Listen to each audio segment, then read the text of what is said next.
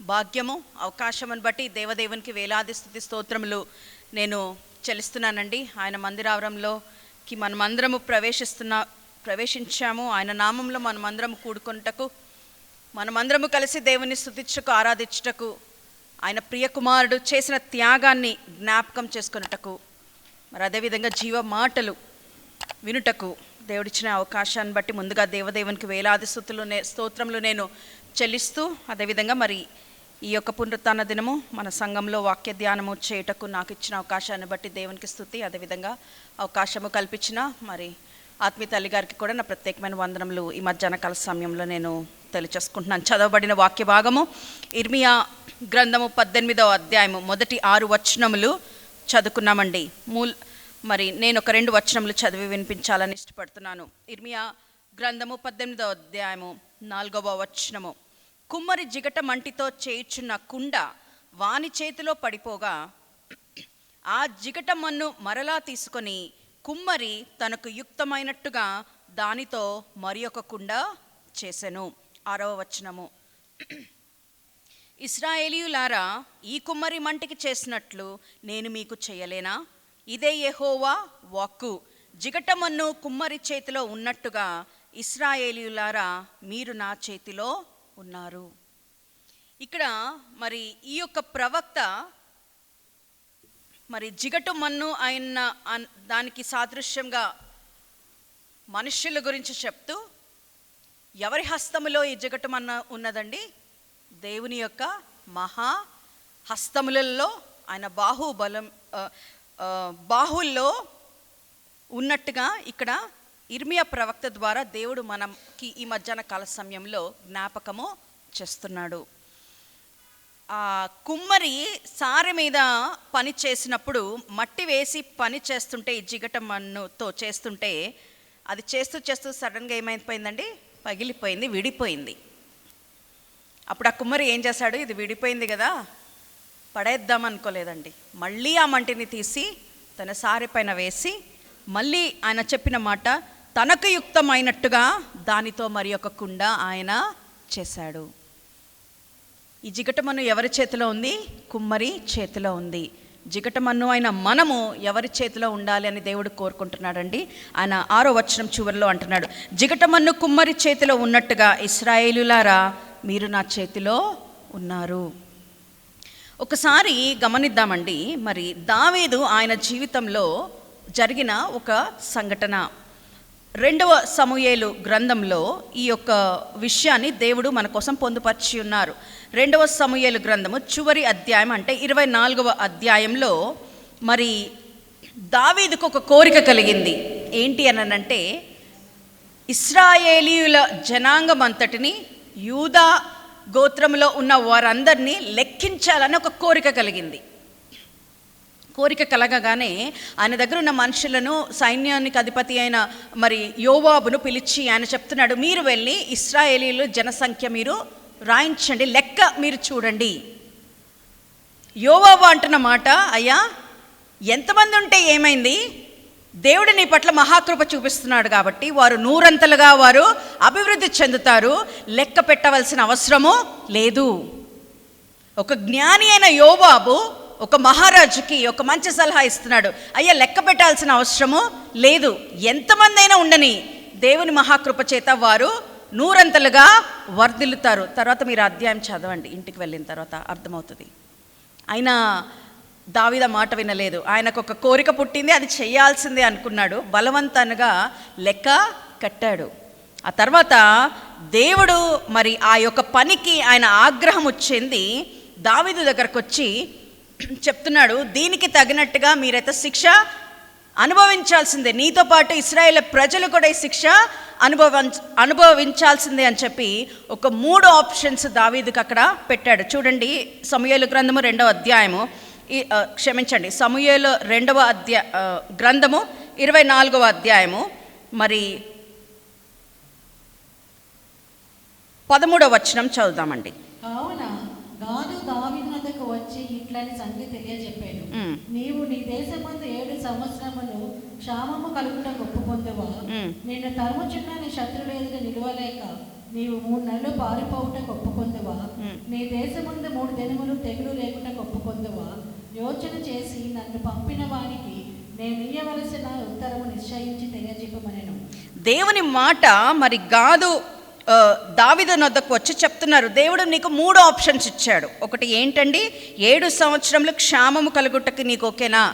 లేదా నిన్ను తరుముచున్న నీ శత్రువు ఎదుట నిలవలేక నువ్వు 3 నెలలు పారిపోవుట నీకు సమ్మతమేనా? లేదు, నీ దేశమందు 3 దినములు తెగులు రేపుటకు నువ్వు ఒప్పుకుంటావా? యోచన చేసి నీ ఉత్తరం ఏదో నాకు చెప్పు, అడిగిన వానికి నేను తీసుకెళ్ళిది చెప్పాలి. దావీదు ఏం చేశాడండి? ఆ 14వ వచనం చదువుదాము. నాకేమయో తోచుకున్నది, గొప్ప చిక్కులలో ఉన్నాను. యెహోవా బహు వాత్సల్యత గలవాడు కనుక మనుషుల చేతిలో పడకుండా యెహోవా చేతిలోనే పడదుము గాక అని గాదుతో అనెను. ఎవరి చేతిలో పడితే బాగుందని దావీదు అనుకున్నాడండి? యెహోవా చేతిలో. మనుషుల చేతిలో పడుట కంటే యెహోవా చేతిలో పడుట ఎంతో మేలు అని చెప్పి ఆయన అంటున్న మాట ఏంటి అనంటే, ఆయన అంటున్నాడు యెహోవా చేతిలోనే పడుదుముగాక. దేవుని యొక్క చేతుల గురించి ఆయనకు చాలా తెలుసండి, అనుభవము కదా. కానీ ఆయన కోరిక బట్టి సంఖ్య చేయించాలని, సంఖ్య రాయించాలని, లెక్క పెట్టాలని పరుగున ఆయన అక్కడున్న చాలా డెస్పరేట్గా ఉన్న వారితో పనిచేస్తే దేవుడు వచ్చి అంటున్నాడు, ఇది నాకు ఇష్టం లేదు కనుక దీన్ని బట్టి నీవు శిక్ష పొందాలి, నీ జనాంగం కూడా శిక్ష పొందాలి. ఏది కావాలి? శత్రువుల బారిన పడి నువ్వు 3 నెలలు పారిపోతావా? 3 రోజుల తెగులు జనుల మీదకి రావాలా? లేదా 7 సంవత్సరములు క్షామకాలము నీవు అనుభవిస్తావా? చెప్పు. దానికి ఆన్సర్ దావీదు దగ్గర లేదు. కానీ దావీదు అంటున్న మాట, నాకేమి తోచుకున్నది, నేను గొప్ప చిక్కులో పడున్నాను గనుక మనుష్యుని చేతిలో పడుట కంటే యెహోవా చేతిలో పడుట మంచిది. ఏంటండి దేవుని చేతులు? దేవుని చేతిలో మనము సృష్టింపబడ్డాము, మొదటిది కదండి. ఆధ్యాత్మికంగా మరి త్రియేక దేవుడు ఆలోచించుకున్న మాట మనందరికీ తెలుసు. ఆయన అనుకుంటున్న మాట ఏంటి అనంటే, మనము నరుని నిర్మిద్దాము, సృష్టిద్దాము. ఎలాగా? మన పోలిక చొప్పున మన స్వరూపమందు ఈ నరుని మనము సృష్టిద్దాము. ఫిజికల్ రెల్మ్లో. ఆత్మీయంగా మనమందరము ఎలా ఉన్నామండి? దేవుని స్వరూపంలో, దేవుని పోలికగా దేవుడు మనల్ని సృజించి మనకి ఆత్మ ఇచ్చి, ఆ ఆత్మ జీవింప చేయాలి గనక మరి జీవమునిచ్చి ఈ రెండిటిని అమర్చడానికి ఆయన ఒక శరీరంనిచ్చి మన తల్లి గర్భంలో మనల్ని ఆయన పిండముగా ఆయన తన చేతులతో పెట్టాడు. వదిలేశారా అక్కడ? లేదండి. క్రమక్రమముగా ఆయనే తన చేతులతో మనల్ని నిర్మించాడు, ఇంతవరకు మనల్ని తీసుకొని వచ్చాడు. హల్లెలూయా, హల్లెలూయా. ఆత్మీయంగా మనము ఆత్మ కలిగిన వారము, దేవుని పోలికలో దేవుని స్వరూపము కలిగిన వారము. ఆలోచించండి, శారీరకంగా మనం ఎంత అద్భుతమో. మనము ఇప్పుడు ఆఫీసెస్లో ఒకప్పుడు వెళ్ళి రిజిస్టర్లో సంతకం చేస్తే పర్లేదు, అటెండెన్స్ పడిపోతుందండి. ఇప్పుడు ఏం చేయాలి అంటే వెళ్ళి బయోమెట్రిక్స్ పెట్టాలి కదండి. అదైతే ఇంకా ఎవ్వరు కూడా మన బదులు వెళ్ళలేరు. మనం వెళ్తేనే అది ఆ ముద్ర లేకపోతే ఆ బయోమెట్రిక్స్ వస్తుంది. అయితే వచ్చారు వీళ్ళు అని తెలుస్తుందండి. మనలాంటి వేలి మృద్ద కలిగిన వారు ఎవరైనా ఉన్నారా అంటే ఎవ్వరు కూడా లేరండి. అద్భుతమా కాదా? ఈ లెక్కకొస్తే మనం అందరము ఒక్కొక్క యునీక్ పర్సన్ అని చెప్పి దేవుడు మనల్ని సృష్టించాడు. బహుశా ఒక కామన్ ఆస్పెక్ట్ మన అందరికీ ఉంది. 2 కళ్ళు ఉంటాయండి, ఒక ముక్కు ఉంటుంది, 2 చెవులు, ఇవన్నీ బాగానే ఉన్నాయి. కానీ నీలో యూనిక్నెస్ ఏంటి అని అంటే, నీ యొక్క ఆత్మ ఎంత యూనిక్గా ఉందో నీ శరీరం కూడా అంత యూనిక్గా దేవుడు నిర్మించి ఉన్నాడు. హల్లెలూయా. మరి ఇట్టి విషయంలో ఒకసారి మనం జ్ఞాపకం చేసుకుంటే గనక మరి దావీదు అంటున్న మాటని ఒకసారి తలంచుకుందామండి. కీర్తనల గ్రంథము 139 అధ్యాయము 14వ వచనము. కీర్తనల గ్రంథము 139 అధ్యాయము 14వ వచనము. నీవు నన్ను కలుగు చేసిన విధము చూడగా భయమును ఆశ్చర్యమును నాకు పుట్టుచున్నవి. అందును బట్టి నేను నీకు కృతజ్ఞతాస్తుతులు చెల్లించుచున్నాను. నీ కార్యములు ఆశ్చర్యకరములు, ఆ సంగతి నాకు బాగుగా తెలిసి ఉన్నది. మనల్ని మనము చూసినప్పుడు, లేకపోతే మన బిడ్డల్ని మనం చూసినప్పుడు ఆశ్చర్యం కలగదా అండి? భయం కలగదా? ముందు మనకు ఒక భయం కలుగుతుంది మన గురించి మనం ఆలోచించుకుంటే. ఏదైనా బాధ ఇబ్బంది ఉందనుకోండి, డాక్టర్ దగ్గరికి వెళ్ళడానికి వెంటనే పరిగెడతామా? ఎందుకంటే భయము, లోపల ఏం జరిగిపోతుందో అని. అదొక ఆస్పెక్ట్ ఆఫ్ ఫియర్. అయితే మనము నిర్మించబడిన రీతి కనుక మనము ఆలోచించుకుంటే, మన శరీరాన్ని కనుక మనము చూస్తే, మనల్ని సృష్టించిన సృష్టికర్త సృష్టించిన ఇట్టి సృష్టిని మనము చూస్తుంటే, దావీదుకి ఉన్న అనుభవమే మనకి కూడా కలుగుతుందండి. భయం కలగట్లేదా? కలుగుతుంది. ఆశ్చర్యము పుట్టట్లేదా అంటే పుడుతుందండి. సైన్స్ హ్యూమన్ ఎనాటమీ గురించి ఎన్నో వాస్తవాలు చెప్పినప్పుడు అవి చదివితే అసలు అద్భుతంగా ఉంటుందండి. నిజంగా మనలో ఇంత శక్తి ఉందా? మనలో ఇంత అద్భుతము దాగి ఉందా? మనము ఇంత యూనిక్గా ఉన్నామా దేవుని సృష్టిలో అని చెప్పి మనకు అనిపిస్తుంది. దావీదుకున్న అనుభవము ఆయన కీర్తనలు రాశాడండి. ఈరోజు మన అనుభవం కూడా అదే. దేవుని చేతిలో మనము సృష్టింపబడి ఉన్నాము. ఎంత గొప్ప చేతులైతే ఇంత గొప్ప సృష్టిని దేవుడు సృష్టించగలడు. గమనిద్దాము. ఇదే కీర్తనల గ్రంథము 19వ అధ్యాయం 1వ వచనం ఒకసారి చదువుదామండి. కీర్తనల గ్రంథం 19వ అధ్యాయం 1వ వచనము. 19వ అధ్యాయం 1వ వచనం.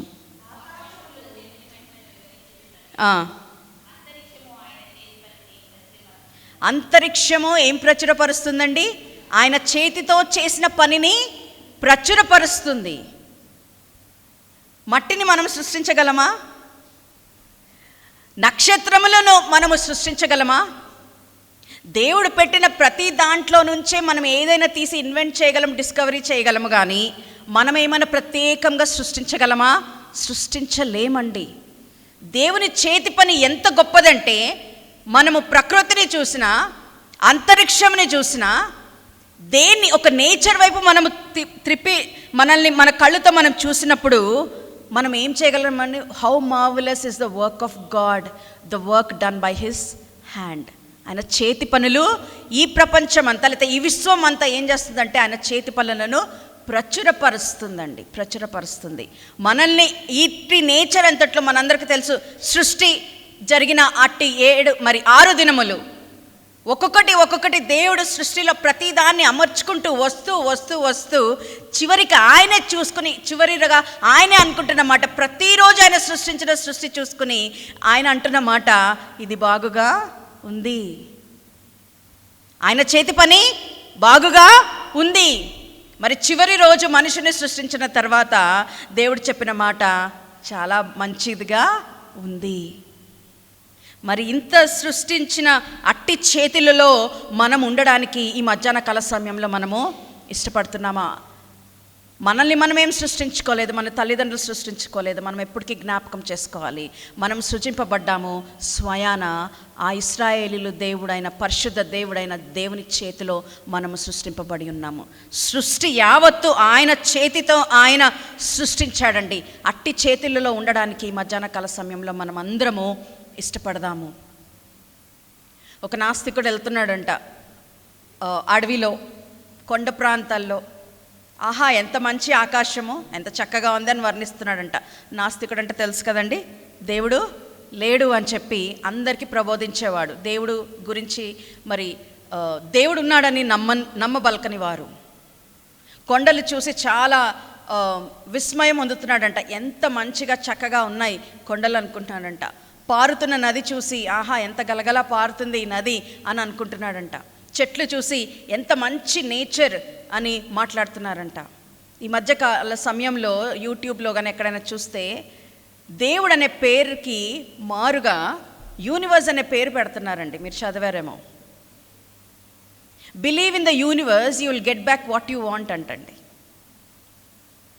దేన్ని నమ్ముకోవాలంట? సృష్టిని.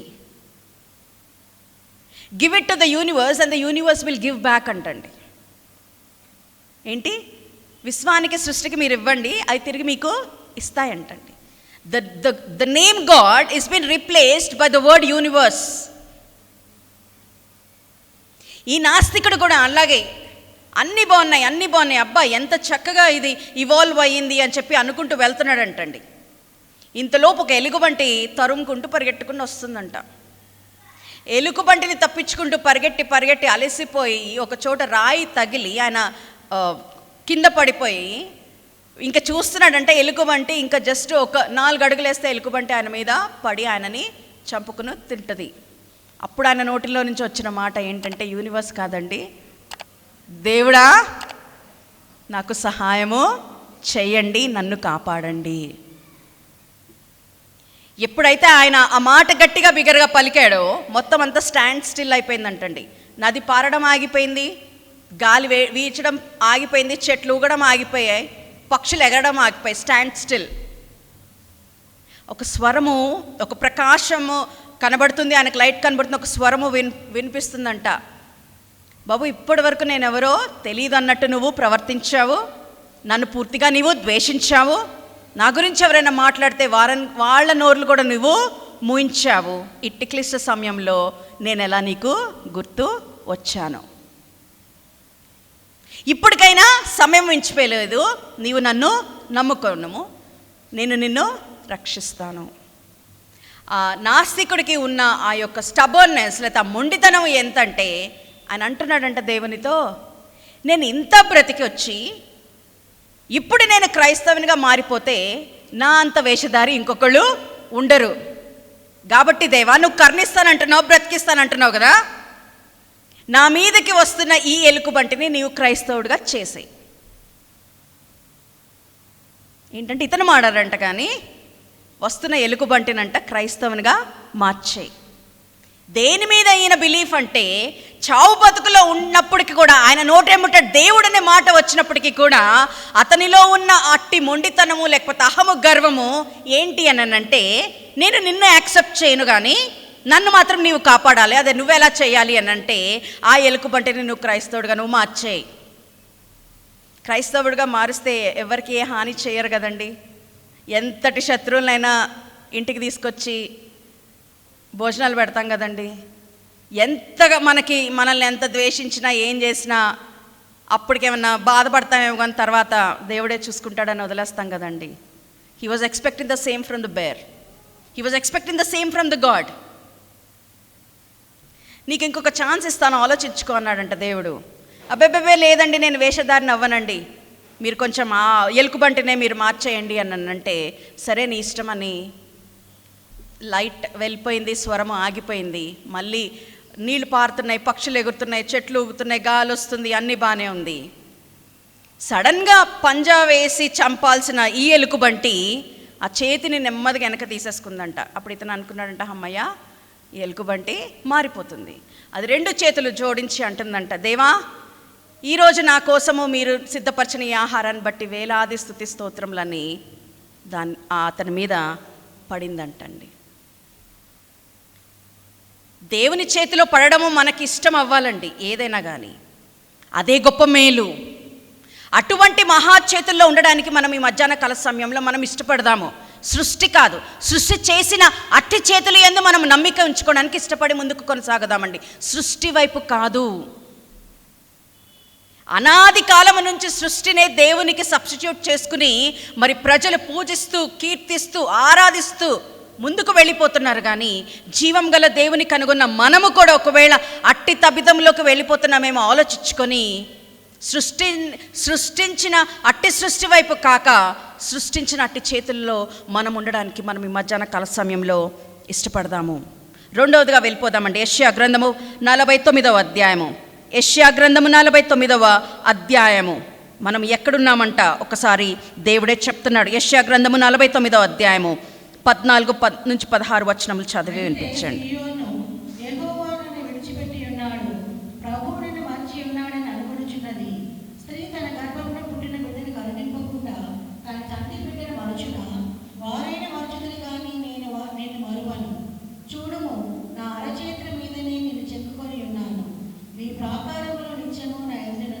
ఎక్కడున్నామంటండి మనము?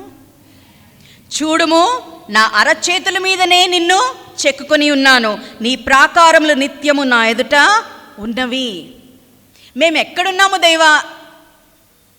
చాలాసార్లు మన జీవితంలో మనకున్న వేదనలు బాధలు వచ్చినప్పుడు కృంగిపోయిన దశలో మనం ఉన్నప్పుడు ఒక క్వశ్చన్, ఎవరు మనల్ని పట్టించుకున్నప్పుడు ఒక క్వశ్చన్ మన మధ్యలోకి వస్తుంది, దేవుడు కూడా నన్ను మర్చిపోయాడు.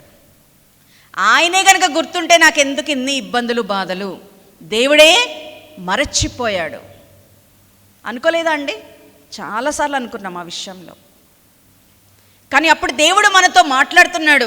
మనం వెళ్ళి అడగలేదు, దేవా నేను నీకు జ్ఞాపకం ఉన్నానా అని మనం అడగలేదండి. మనం అడిగి మొరపెడుతుందల్లా ఏంటంటే, నన్ను దయచేసి మీరు జ్ఞాపకము చేసుకోమని మనం అడుగుతున్నాము. కానీ దేవుడు ఎప్పుడు చెప్తున్నాడు, మీరు అసలు మాట అనాల్సిన అవసరం లేదు. ఎందుకు అని అంటే, నా అరచేతుల్లోనే మిమ్మల్ని నేను చెక్కుకొని ఉన్నాను. హల్లెలూయా, హల్లెలూయా. ఒక ఇబ్బంది పడినప్పుడు, ఒక ఆపర్చునిటీ పోయినప్పుడు, ఒక ఛాన్స్ మనము మిస్ అయినప్పుడు, అర్రెర్రెర్రెర్రె దేవుడు మర్చిపోయాడు అనుకుంటున్నామేమో. లేదండి, లేదండి. దానికన్నా బహుశ్రేష్టమైనది దేవుడు మనకి ఇవ్వడానికి ఆయన ఇష్టపడుతున్నాడు. అంటున్న మాట, నా అరచేతుల మీదనే నిన్ను చెక్కుని ఉన్నాను, నీ ప్రాకారములు నిత్యము నా ఎదుటనే ఉన్నవి. ఆ చేతుల్లో ఏముంది అని అంటే, మనము సృష్టింపబడి ఉన్నాము. మన గురించి ఆలోచన ఆ చేతిలో ఉందండి. మన గురించి దేవుడు వేసిన ప్రణాళికలు ఆ చేతిలో ఉన్నాయి. మనకి దేవుడు అమర్చబడి లేకపోతే ఇవ్వాల్సినవన్నీ ఆ చేతిలో ఉన్నాయండి. ఆ చేతిలో మనం ఏమంట చెక్కుకుని ఆయన ఉన్నాడు. ఆయన అంటున్నాడు, నిత్యము నిత్యము ప్రాకారములు నా ఎదురుగుండానే ఉన్నవి. మనమైనా నిత్యము దేవుని స్మరించట్లేదేమో, కానీ మనల్ని సృష్టించిన మన కన్న తండ్రి మాత్రము ఆయన అరచేతుల్లో మనల్ని చెక్కుకొని ఆయన ముందుకు తీసుకెళ్ళడానికి ఇష్టపడుతున్నాడండి. అట్టి చేతుల్లో ఉండడానికి మనము ఇష్టపడదాం. For ever let us remember, ఎప్పటికీ జ్ఞాపకం చేసుకుందాము. మన అనుభవించిన వేదనలు బాధల కొద్దీ దేవుడు విడిచిపెట్టేశాడా, మర్చిపోయాడా అని అనుకోవద్దండి. ఎప్పుడైనా థాట్ వచ్చినప్పుడు మీరు వెంటనే ఈ యొక్క వాక్యానికి రండి. దేవుడిచ్చిన అద్భుతమైన వాగ్దానం ఏంటంటే, నా అరచేతుల్లో నేను మిమ్మల్ని చెక్కుకొని ఉన్నాను. మనిషి మర్చిపోతాడా అంటే మర్చిపోతారండి. ఒక మనిషికి మనమే ఎప్పుడు ప్రయారిటీ ఉండము. Take my word. ఒక్కొక్కరిది ఒక్కొక్క ప్రయారిటీ. అస్తమానము మన గురించి వారు ఆలోచిస్తారంటే ఆలోచించలేరండి. వారికి ఉన్న ఇబ్బందులు, వారికి ఉన్న సమస్యలు, వారికి ఉన్న ప్రయారిటీస్ వేరు. Don't expect anything. ఒక మనిషి 100% మన మీద కాన్సన్ట్రేషన్ ఎప్పటికీ చేయలేరండి. కానీ మోర్ దెన్ దట్ చేయగలిగిన వారు ఎవరు అనంటే, జీవం గల మన దేవుడు. హల్లెలూయా, హల్లెలూయా. ఆయన నిత్యము చెప్తున్నాడు, నా అరచేతుల్లో మిమ్మల్ని చెక్కుని ఉన్నాను. మన అందరి గురించి ఆయన తన అరచేతుల్లో ఆయన చెక్కుని ఉన్నాడండి. మనము గిఫ్ట్స్ ఇస్తాం కదా, ఇచ్చినప్పుడు మనము ఇచ్చినట్టు ఎలా తెలుస్తుంది? ఒకవేళ స్టీల్ ఏదో ఇస్తే ఖచ్చితంగా దాని మీద ఏం చేస్తామంటే, ప్రెజెంటెడ్ బై కదండి. ఆ గిన్నె పొయ్యే వరకు ఆ అచ్చు అలాగే ఉంటుందండి. ఎటు తిప్పినా అది కనబడుతూనే ఉంటుందండి. మర్చిపోదాము అంటే మర్చిపోలేమండి. ఎందుకంటే ఇట్ ఈస్ ఎన్గ్రేవెన్, చెక్కబడి ఉంది. అది చెక్కదైనా స్టీల్దైనా ఏదైనా ఆ పేరు నిత్యం అలాగే నిలిచిపోతుందండి. And you will never forget. కొన్ని రోజులకి ఆ పేరు కూడా చూడవసరం లేదండి. ఆ గిన్నె చూసేది సరిపోద్ది, పలానా వాళ్ళు అది ఇచ్చారు అని చెప్పి. మర్చిపోయే తగ్గదా? One small thing engraven on a steel or a wood or a metal is been remembered. మనం జ్ఞాపకం చేసుకోగలుగుతున్నాము. ఎన్ని సంవత్సరాలైనా చెప్పగలము, ఈ గిన్నె పలానోళ్ళు ఇచ్చారు కదా. ఒకవేళ మనం లేమనుకోండి, మన నెక్స్ట్ తరం వాళ్ళు వచ్చినా కూడా ఆ గిన్నె చూసి, ఓహో ఇది పలానా వాళ్ళు ఇచ్చారనమాట మన మమ్మీకి, మన డాడీకి అని అనుకోగలరు. ఎందుకు అంటే దాని మీద పేరు అలా అచ్చువేయబడి ఉన్నది. ఈ అశాశ్వతమైన వాటి మీ గురించి మనం ఆలోచిస్తున్నాము, కానీ నిజ దేవుని చేతిలో మనం ఎలా ఉన్నామంట? జీవం గల దేవుడు, ఆది అంతము లేని దేవుడు, నిత్యము జీవిస్తున్న దేవుని చేతిలో మనం చెక్కబడి ఉన్నాము. ఇంకా మనకి భయం ఏంటండి చెప్పండి? అట్టి చేతిలో ఉండడానికి మనము ఇష్టపడదామండి. సృష్టించిన చేతులు, మనల్ని ఆయన అరచేతుల్లో చెక్కున్న అట్టి చేతులు. మూడవదిగా ఒక్కసారి జ్ఞాపకం చేసుకుందాము. మార్కు సువార్త 5వ అధ్యాయము. మార్కు సువార్త 5వ అధ్యాయము. మార్కు సువార్త 5వ అధ్యాయము 22 నుంచి చదువుదామండి. మార్కు సువార్త 5వ అధ్యాయము 22 నుంచి.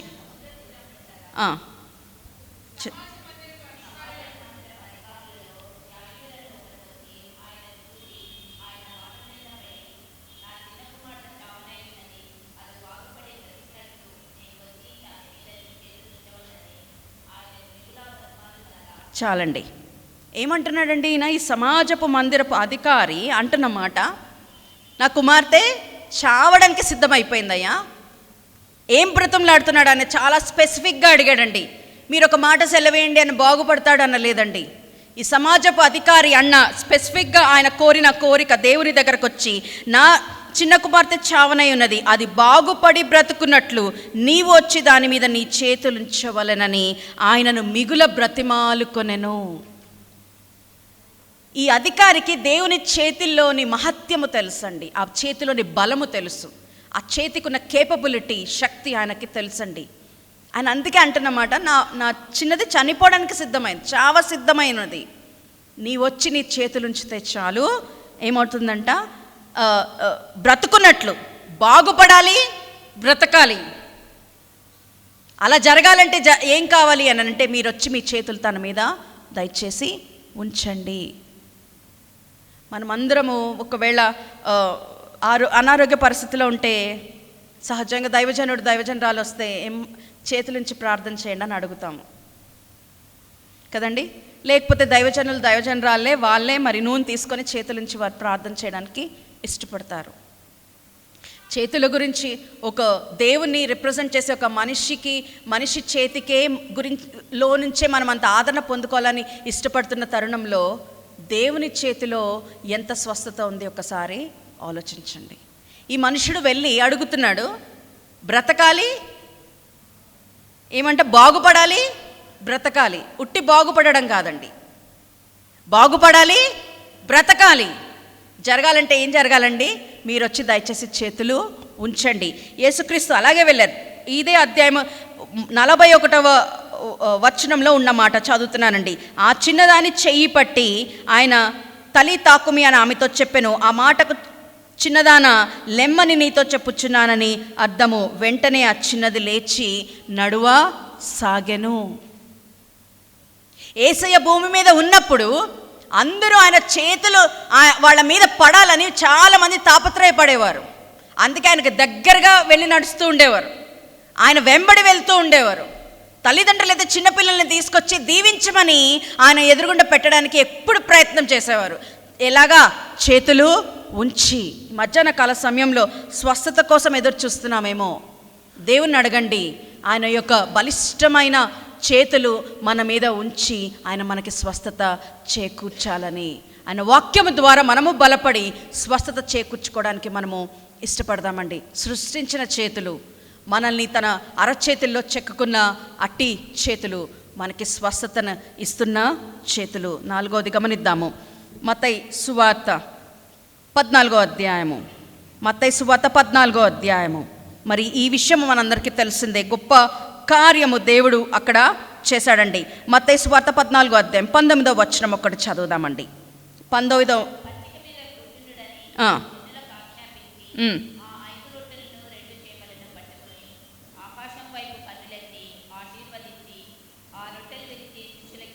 చాలండి. ఇక్కడ 5,000 మంది కంటే పైన ఉన్న ఈ జనాభాకి ఆయన చేతిలో పెట్టబడినవి ఏంటండి? 5 రొట్టెలు, 2 చిన్న చేపలు. అంతమందికి వీటిని బట్టి అంతమందిని మేము ఎలా పోషించాలి? ఇవి సరిపోవు కదా అని చెప్పి శిష్యులు అంటే, యేసయ్య చేసిన పని ఏంటంటే అవి ఆయన చేతిలో పట్టుకుని ఎక్కడికి తీసుకెళ్ళి చూపించారండి? ఆకాశము వైపు, పరలోకపు తండ్రి వైపు. ఆయన ఆ అట్టి చేతులతో పట్టుకొని ఆ తండ్రి వైపు తీసుకెళ్ళి చూపించి దానిని ఆశీర్వదించి పంచమనిస్తే ఎంతమంది తిన్నారండి? 5,000 మంది కంటే ఎక్కువ తిన్నారు. ఇంకా 12 గంపల కంటే వాళ్ళు తిరిగి వాటిని మిగిల్చుకొని ఎత్తినట్టుగా మనం ఇక్కడ చూడగలము. ఏ కొంచెం ఉన్నా సమృద్ధి ఇచ్చే చేతుల్లో మనం పెట్టడానికి ఇష్టపడదామండి. ఆర్థికంగా వెనకున్నామని అనుకోండి, మీ దగ్గర ఎంత ఉంటే అది తీసుకొచ్చి దేవుని వైపు చూపించండి. You can show to God and depend on his abundant hands. సమృద్ధి కలుగు చేయు ఆ చేతుల మీద మనం ఆధారపడచ్చండి. ఆ చేతుల్ని మనం నమ్ముకొనొచ్చు. ఇది నేను ఎంతో అనుభవించి మీకు చెప్తున్న మాట. చాలాసార్లు ఆర్థికంగా ఇబ్బంది పడినప్పుడు లిటరల్గా నేను అదే చేస్తానండి. నా ఫోన్లో నా యాప్ యోనో యాప్ ఉంటుందండి. నేను చూపిస్తా, ఇది నా యోనో యాప్ దేవా, ఇందులో ఇంతే ఉంది. నేను ఎవరి దగ్గరికి వెళ్ళను, ఎందుకంటే వెళ్ళినా ఇస్తారో లేదో తెలియదు.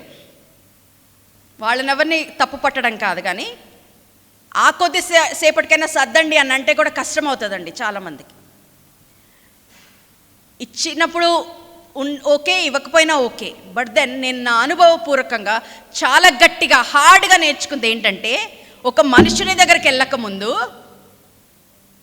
నేను దేవుని దగ్గరికి వెళ్ళి, అయ్యా నాకు ఇంతే ఉంది కానీ నా అవసరత అది.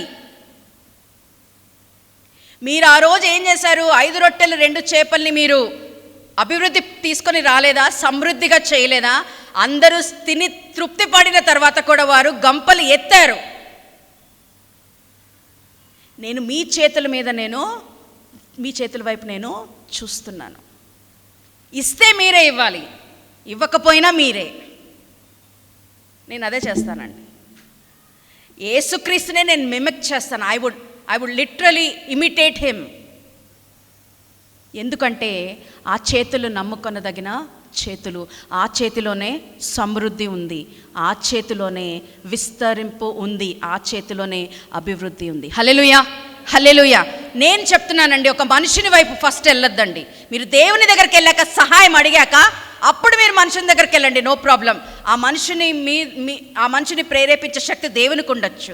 లేదు అంటే ఎక్కడి నుంచైనా మీకు అనుకోని సహాయము దేవుడు మీకు తప్పక తీసుకొని వచ్చి ఇస్తాడు. హల్లెలూయా. ఇక్కడ ఈ 5,000 మంది పైన కూర్చుని వాళ్ళు వచ్చి దేవుని మాటలు వింటుంటే ఎవరు కూడా అంత ప్లాన్ చేయలేదండి. అన్ని రోజులు వారు అలా దేవుని మాటలు కంటిన్యూస్గా వింటారని. వారిని చూసిన తర్వాత దేవుని యేసయ్యకి జాలి వేసి శిష్యుని పిలిచి మీరు ఏదైనా చెయ్యండి అని అంటే అందరూ ఏం చేశారంటే హ్యాండ్స్ అప్ చేశారు. We can't do this task. ఎందుకంటే వారి కెపాసిటీకి అది మించింది. సరే ఏమున్నాయి మీ దగ్గర అంటే, ఇవే కొన్ని ఉన్నాయి, పట్టుకుని రండి. ఆయన తీసుకొచ్చి ఏం చేశారు?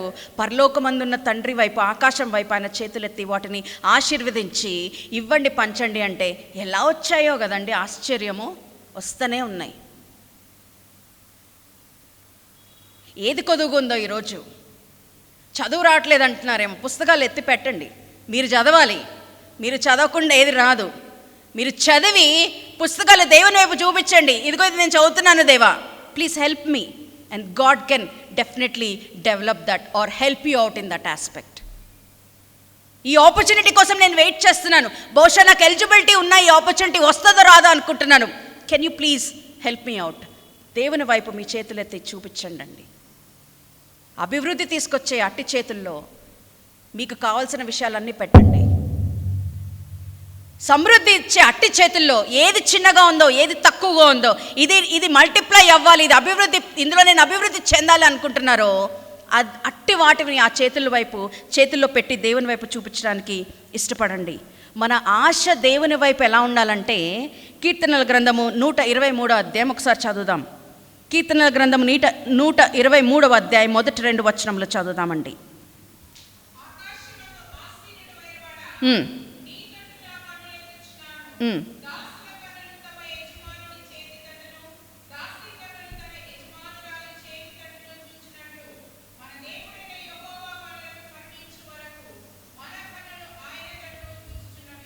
ఎలా ఉన్నాయంటండి వీరి కనులు? దాసుల కనులు యజమానుడి చేతి తట్టు, దాసి కనులు యజమానురాలి చేతి తట్టు ఇచ్చే వరకు చూస్తున్నాయంటండి. దావీదు మహారాజు ఆయన అనుభవపూర్వకంగా, లేకపోతే యాత్ర కీర్తనలో రాయబడిన మాట, ఆకాశమందు ఆసీనుడైనవాడా నీ తట్టు నా కనులు ఎత్తుచున్నాను. కొదువ ఉంటే ఆయన చేతుల వైపు మన కనులు తట్టి ఎత్తి చూద్దాం, దానికి మనం ప్రయత్నం చేద్దామండి. ఇక్కడున్న మాట చివరిలో, మన దేవుడైన యెహోవా మనల్ని కరుణించు వరకు మన కనులు ఆయన తట్టు చూచుచున్నవి. మనందరికి వాగ్దానాలు దేవుడు ఇచ్చాడు కదండి. నూతన సంవత్సరంలో వాగ్దానాలు ఇచ్చాడు. నీ జీవితానికి సరిపడా గొప్ప వాగ్దానములు దేవుడు ఎప్పుడో నీతో మాట్లాడాడు, మనందరితో మాట్లాడాడండి. మనము చేయవలసిన బెస్ట్ థింగ్ ఏంటంటే, ఈ వాగ్దానాలనే తీసుకెళ్ళి చెప్పాలి. నువ్వు ప్రామిస్ చేసావు కదా, you have to give me. ఎప్పటి వరకు అంట? యెహోవా మనలను కరుణించు వరకు మన కనులు ఆయన చేతుల వైపు చూస్తూనే ఉండాలి. ఆయన నమ్మకమైన వాడు. సమయము పట్టచ్చు, కొన్నిసార్లు దేవుడు ఇన్స్టెంట్గా ఇవ్వచ్చు, కొన్నిసార్లు సమయం పట్టచ్చు, కానీ మనము మాత్రము ఆయన తట్టు చూడడము మాత్రము ఎప్పటికీ కూడా మానకూడదు. కానీ మనకున్న పరిస్థితులు చాలాసార్లు మనల్ని డైవర్ట్ చేసేస్తాయండి. మనకున్న ప్రెషర్స్ మనల్ని చాలాసార్లు ఆఫ్ ద ట్రాక్ తీసుకెళ్ళిపోతాయి.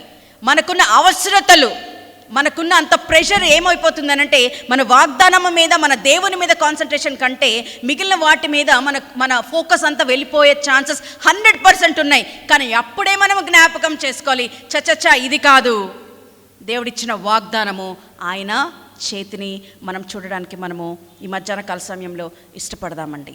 చివరిగా ఇంకొక విషయం చూసి ముగించుకుందాము. పేతురు రాసిన మొదటి పత్రిక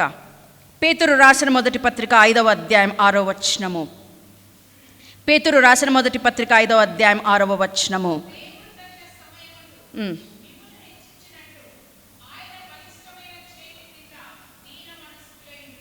ఎలా ఉండాలంట?